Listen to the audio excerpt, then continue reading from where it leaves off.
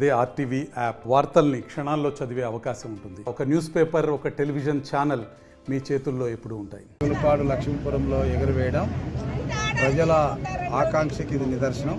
ఎందుకంటే 5 సంవత్సరాల ప్రజా వ్యతిరేక పాలన, ప్రజా కంటకంగా మారినటువంటి పాలనను అంతమొందించి ఒక దీపావళి పండుగ, దసరా పండుగ ఎంత సంబరంగా చేసుకుంటారో అంత సంబరంగా ఇక్కడ గ్రామస్తులందరూ కూడా ఈ జెండా పండుగను చేసుకోవడం అనేది అదృష్టంగా భావించారు.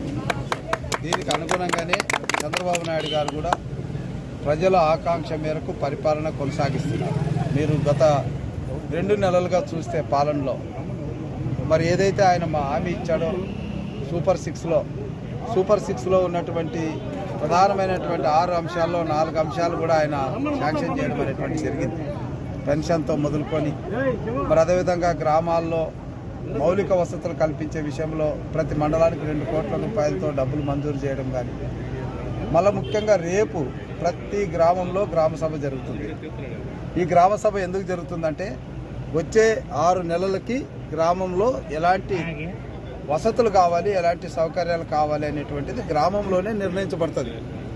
అంతే తప్ప ఎవరో గ్రామంలో పెద్ద ఆయన వచ్చేసి ఫైల్ తీసుకొని తిరగాల్సిన అవసరం లే, గ్రామంలోనే నిర్ణయించబడుతుంది. అది మా దృష్టికి వస్తుంది. మేము గవర్నమెంట్ దృష్టిలో పెట్టి దానికి కావాల్సిన డబ్బులు శాంక్షన్ చేయడం అనేటువంటిది జరుగుతుంది. కాబట్టి ప్రతి 6 నెలలకు ఒకసారి గ్రామ సభలు జరుగుతాయి. ఆ 6 నెలల్లో గ్రామాలకు కావాల్సినటువంటి అన్ని సౌకర్యాలు, ఒక స్కూల్ విషయం కావచ్చు, ఇంకోటి కావచ్చు. అట్లాగే భూమికి సంబంధించినటువంటి విషయంలో రెవెన్యూ సదస్సులు జరగబోతున్నాయి. మరి ముఖ్యంగా గ్రామంలో కావాల్సినటువంటి పరిస్థితులను అంచనా వేసడానికి కానీ గ్రామాల్లో కావాల్సిన జన్మభూమి 2 మళ్ళీ ప్రారంభించబోతున్నాము.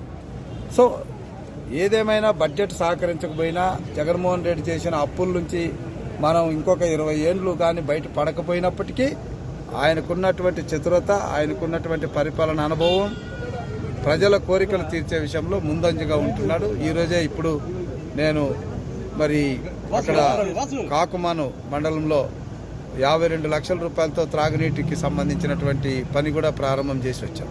సో అలాగే ఇక్కడ కూడా అనేక కార్యక్రమాలు తీసుకుంటున్నాం.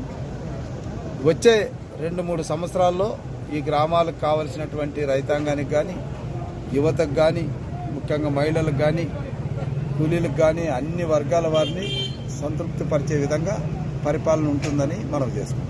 మనము ప్రాధాన్యత అంశంగా భావించాము.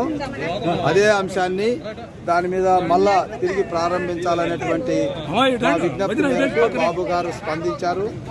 మొన్ననే మీరు ఆగస్టు 15వ తేదీ మన యువ నాయకులు, విద్యాశాఖ మంత్రి నారా లోకేష్ బాబు గారు తన ఇండిపెండెన్స్ డే సారాంశంగా మన గుంటూరు ఛానల్ మోడర్నైజేషన్కి, గుంటూరు ఛానల్ పొడిగింపుకు 626 కోట్ల రూపాయలు ఖర్చు పెడతామని ఆయన పాఠ్యాంశంలో పొందుపరచడం వెనుక ప్రభుత్వం యొక్క చిత్తశుద్ధిని మీరు చూస్తున్నారు. తప్పకుండా గుంటూరు ఛానల్ పూర్తి చేయడం జరుగుతుంది. మరిన్ని వీడియోస్ కోసం ఛానల్ ని సబ్స్క్రైబ్ చేయండి. లేటెస్ట్ అప్డేట్స్ కోసం వాట్సాప్ ఛానల్ ని ఫాలో చేయండి. అండ్ లింక్ డిస్క్రిప్షన్ లో ఉంది.